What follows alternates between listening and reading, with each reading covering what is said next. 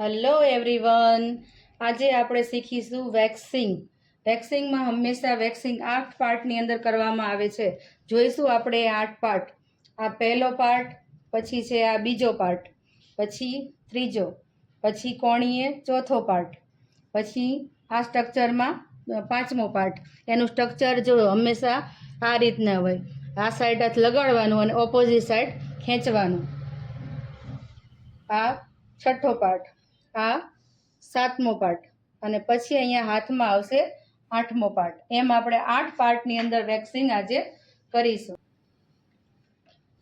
Waxing કરતાં પહેલાં આપણે સૌપ્રથમ પાવડર લગાડવો ખૂબ જ જરૂરી છે. પાવડર આપણે સ્કિનને ડ્રાય કરવા માટે લગાડવામાં આવે છે.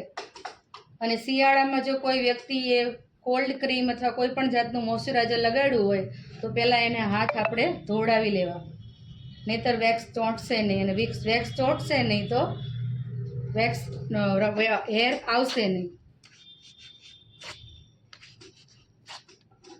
તો આવી રીતે લગાડવાનું છે અને ઓપોઝિટ સાઈડ ખેંચવાનું છે ઇઝીલી, અને નીચેથી સ્કિન ટાઈટ પકડવી.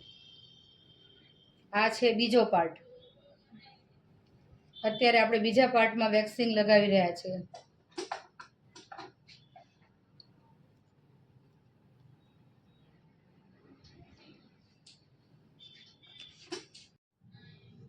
અત્યારે આપણે ત્રીજા પાર્ટમાં વેક્સિંગ કરી રહ્યા છીએ.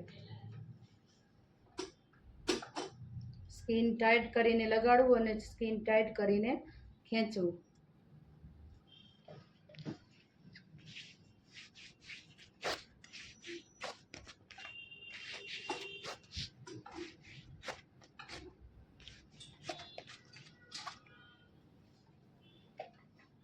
વેક્સ લગાડતી વખતે વેક્સનું ટીપું પડવું જોઈએ નહીં. વેક્સ એકદમ ઇઝીલી સ્પ્રેડ થઈ જવું પડે, નહીતર સ્કિન જોડે આવી શકે છે.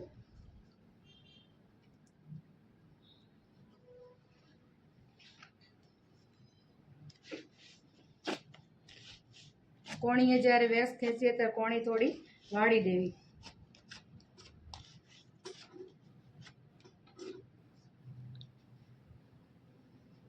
જો હવે આપણે અહીંયા વાળ ત્યાંથી વળેલા હોય છે, હવે એ સાઈડ આપણે વેક્સિંગ લગાડશું અને એની ઓપોઝિટ સાઈડ ખેંચશું. વેક્સ લગાડ્યા પહેલાં વેક્સનું સ્ટ્રક્ચર જોવું ખૂબ જ જરૂરી છે. જો એને ઓપોઝિટ સાઈડ ખેંચશું વેક્સ.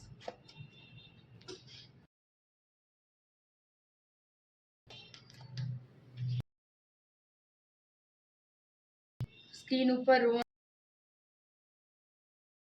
ડેપિલેશનને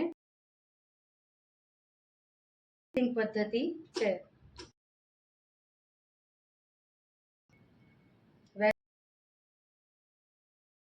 બોડી પર કરી શકે.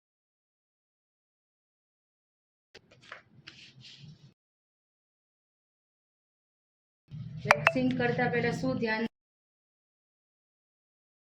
સ્કિન ટાઈટ પકડવી ખૂબ જરૂરી છે અને ઠંડુ પડવા દેવું જરૂરી છે. વેક્સનું તાપમાન ખાસ અને રેગ્યુલર મશીન યુઝ કરવું. હવે આપણે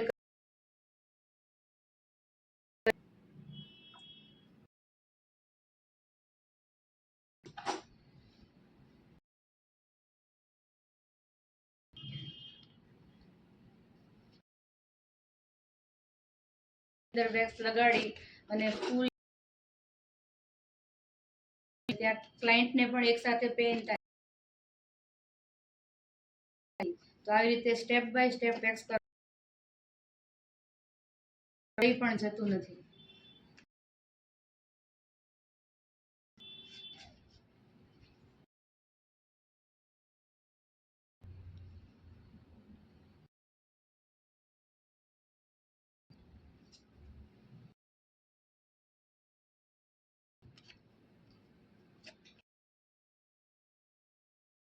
તો ખૂબ જ ચોકસાઈથી ધીમે ધીમે વેક્સ